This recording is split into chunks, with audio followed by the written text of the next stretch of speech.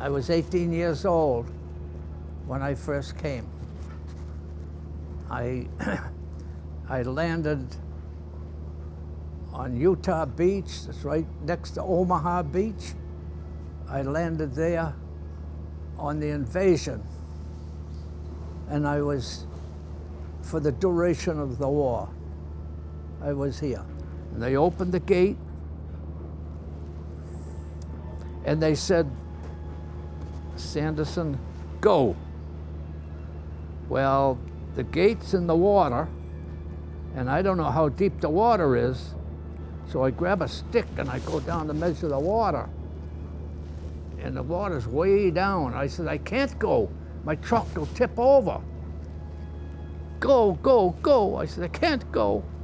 So you gotta remember that in the military, you don't disobey orders. So here I am disobeying an order, go, go, go. And the next thing is, I'm scared to go because I can't swim. Hell, I would have dumped the truck in the water if that's what they wanted, but I couldn't swim. So I didn't want, I was in a predicament here. So anyway, that was the start of the invasion. That's how I felt. I was scared. The Germans would be shelling us, firing on us, and you can't see where it's coming from, so you can't fight back. It's scary. When it's it's hard to explain. If you could see where it's coming from, you might fight back. But if you don't see it where it's coming from, you don't know where it is, and you don't know what to do. With that artillery, I'm speaking artillery. I went into a museum not far from here.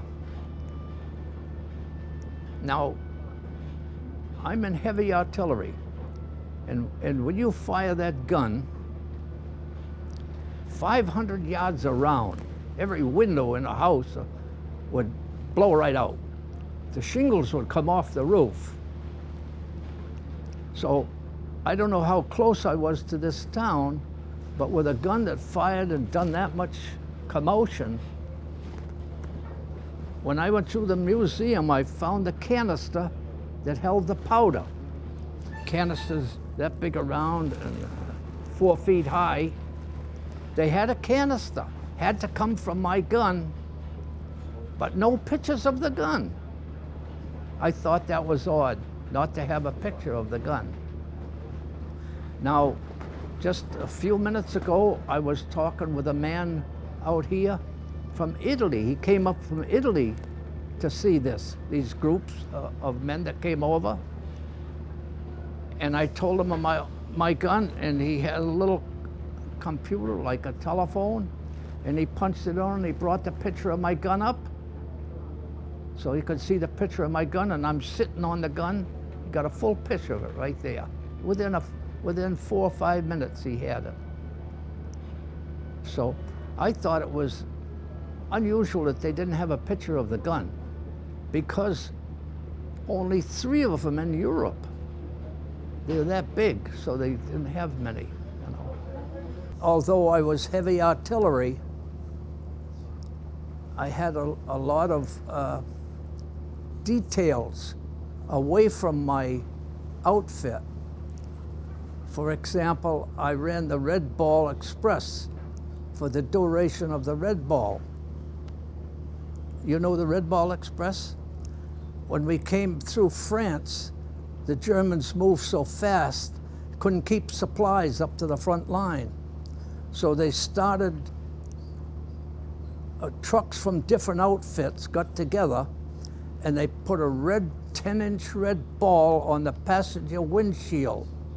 They had the right-of-way to go. And we hauled either ammunition or another trip, food or gasoline. We hauled to the front lines. That's all we would do, back and forth to the front lines. And I often wonder, even today, when they would send me back on a detail, they would say, go back to the rear echelon and pick up something, maybe sandbags or something like that. because we had to put 1,000 sandbags around our gun. They never told me how to get there. And I don't know today how I did that, but I would go there and I'd come back. And sometimes I'd have to drive at night, no lights, can't have no lights, and I'd drive at night. It's quite a thing. Another part, a special detail, very sad. I picked up American dead by the truckload, took them to the cemetery, and they were put on individual cots. That's where you see all the white crosses. And then after that was done, my next detail was to pick up the German dead. It's horrible, horrible. You know, yesterday morning on my tour, the first place they stopped was at the cemetery. And that to me was pretty sad, because that's where I brought the bodies down. And that was pretty sad. But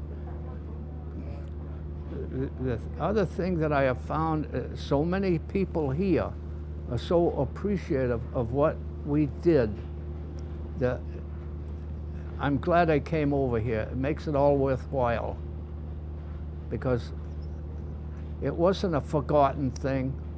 The people never forgot. They still remember. And they show it all the time here, taking my picture and shaking my hand. It's a great thing to know that the people really appreciated what we did.